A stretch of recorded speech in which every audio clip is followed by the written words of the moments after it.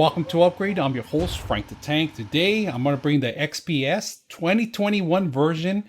Now, there's a couple of changes that they made on the system, so we're going to take a look at it, and also we're going to do a little benchmark and a heat tolerance, see how well it works under pressure. So let's go ahead and do that, and hopefully you guys like what you guys see. Let's go ahead and continue. I'm going to open it up first time. We're going to take it out first, and if you guys can see it, it's a little thick and heavy. We're going to put this on the side, all right?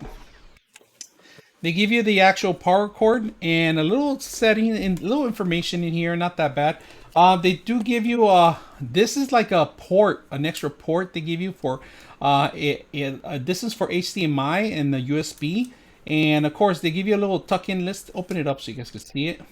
This is a nice little neat little thing that they give you. Instead of you buying the hubs, they give you now these little hubs that are embedded in there. If you guys can see, really tiny little cord, but it's a Type C, and you get two ports out of it. You get actually a USB, and then you get a HDMI connection. So those that are using the old technology or you need those extra ports, this is going to help you. Now, this is very neat that it tucks in itself, and we're going to put it back for a bit. The battery itself, the charging station, it's not that bad. It's not a big old brick like the powerful machines that you see most of the times that take a lot of power. That's not bad. It's easy to set up, and of course they do the power cord and everything else. We're going to put this on the side. Nothing else other than the instructions, how to, and very simple to use. So this is what you get, real nice and neat setup. We're gonna take a look at the actual computer now, and let's see what you get when you purchase up this. Like the whole casing itself, it's all aluminum base. So compared to a Mac, it's about the same weight as a Mac. But air vents in here that you have, the ventilations, air vents in here. Another one is here, right here in the back, that you kind of cannot see that much, but real simple, you know, and it does get a little hot. We're going to test that out where all the heat's coming from. Now let's take a look at the side. Let's take at the first side. So right here you have a jack 3.5, and then you got a SD card reader in here. So those are photography. You know, you can put your SD card in there, and then you have a Type C connection. Is a Thunderbolt in here. Actually, it's not a Thunderbolt. It's a Type C connection. We're going to flip it over to the other side. Here you have a lock mechanism, and then you got two Type C connections in here too. So one's a charging, one is a Thunderbolt that you do charge it, and the other one aren't. So we're going to put the description in here. Now let's take a look at the inside of the Dell itself. You guys can see the carbon fibers can protect it with this nice little protection plastic in there. A big giant touchpad that they have in here. Now the keyboard itself. Little test on the keyboard, if you guys notice. I'm going to start typing away.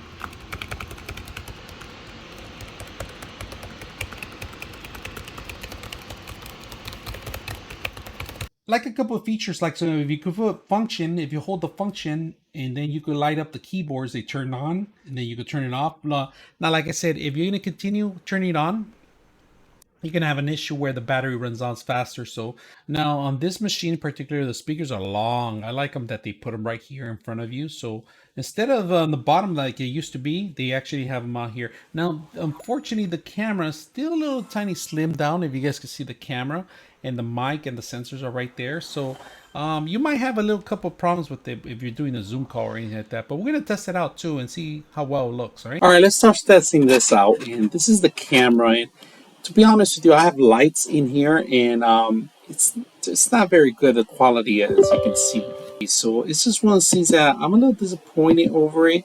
I thought it was going to be a little bit better because, but the light, there's a little tiny light on the actual camera on here, and it's kind of like right in your eyes. I'm not sure if it's recognizing my eyes or anything, but it's about 720.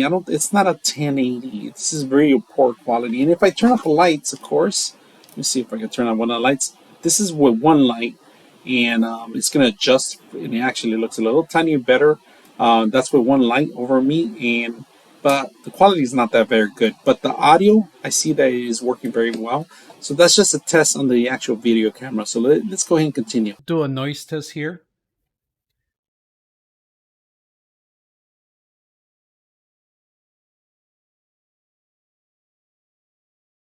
Around 50 decimals. And let's open it up and see what's under the hood. I want to do that. So let's go ahead and do that. All right. So to open it up, you're gonna need a little star. So you're gonna have to find a little tiny little star and put it in there. So let's go ahead and do that. All right, we got all the screws out, and like I said, some of them are very delicate. You gotta be careful on them because you could run them, and it's a star version of it. So it's little tiny star. I'm not sure how many centimeters it is, but like I said, it's something that I don't suggest anybody opening it up. So we're gonna open it up here. If you guys can see, you have two memory cards, two memory chips right here. And as you can see, it has two memory slots in here. And this is a 16 gig to make 32. And it is a Samsung memory. So I want to find out how many hertz is it compared to the other one. But right now it looks like it's 3200. So it's a nice powerful machine. It says right here 3200. 32, so we have 32 gigs of memory on this. It's not bad. Installing the memory is very simple. You know, you go upgrade this, which is great. Down the line, you know, want to do 64 down the line, you can do that. They give you one slot for M.2. Unfortunately, they don't give you another copper for the second one because this is the second. And they give you the actual chip, the actual screw is right here, if you guys can see it. So you can use it from here. So you're able to upgrade another NVMe right here. Pretty much you just basically just lock it in there and slide it in there. Right now this is a 2 terabytes. I'm just putting there as an example what you can upgrade. So you can upgrade a nice little M.2 slot. You have that slot here. The thermal chamber is pretty simple. So you got your GPU on this end, and this is the Nvidia chip, and then you got your CPU on this end. And of course down the line you go upgrade your NIC card, and it's built in now. Everything's it looks like an actual chip in there. It looks like an Intel chip that was built in. I opened it up. There is a thermal paste in there because I guess it overheats now with the new stuff.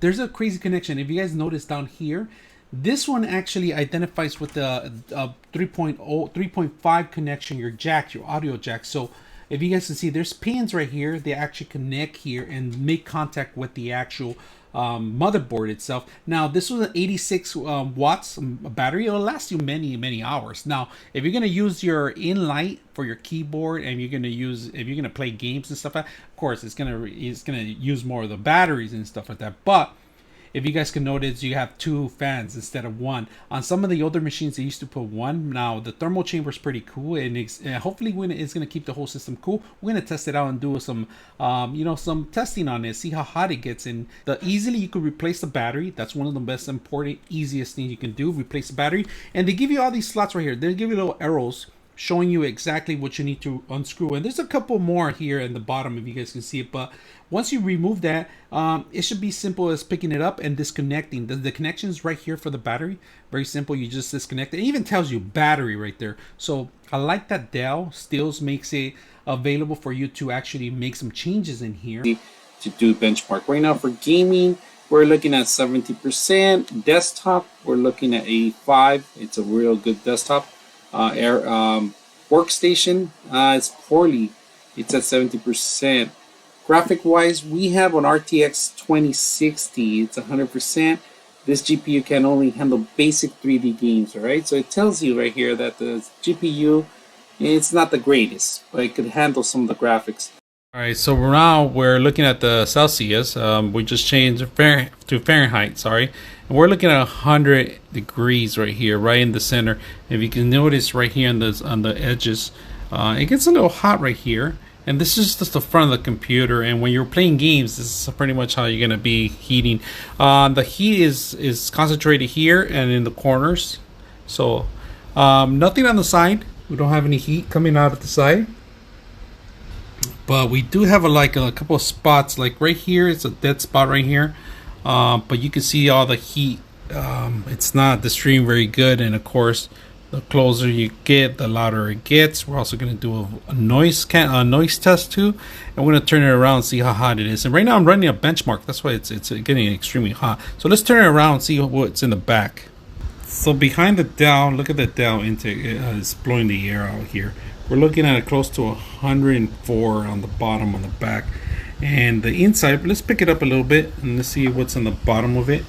See how hot it gets. See how hot, extremely hot it gets. So we're looking at right here where the inputs, this is where it's sucking all the air in. And we're getting a 90 right here. But look at this, extremely hot right there in the CPU and GPU. 114. And I'm running it. I'm actually running a lot of stuff so I could make sure it could benchmark at the same time. The GPU and the CPU can get overheated, so we could see how much tolerance it could take. So That's pretty much the core of the machine that runs pretty good. It has 8 cores on the Intel. Now it does overheat a little bit. That I kind of hesitate about playing any kind of games on it because I don't want to overheat it. This machine is okay for students if you're gonna work on minor graphic things because the graphic chip is not the greatest. It still needs a little bit more horsepower on it. It does tend to overheat when I did a benchmark on it, but overall, it's a great machine to have around. Now, like, if you want to have it to last longer on your battery life, turn off the in light and maybe, less of the graphical stuff, and it's great for students out there. It's a little bulky compared to a Macintosh. We're going to see, how bulky it is, but all right, so we're going to compare it with a MacBook. All right, and this is a larger MacBook. And look at this. On the size comparison, it's a little tiny, little bigger on the MacBook size, but it seems like it's a little similar to the size of it. I mean, if I put a box, it's kind of equally sized from there. So it's not that bad, but we're going to put it side by side.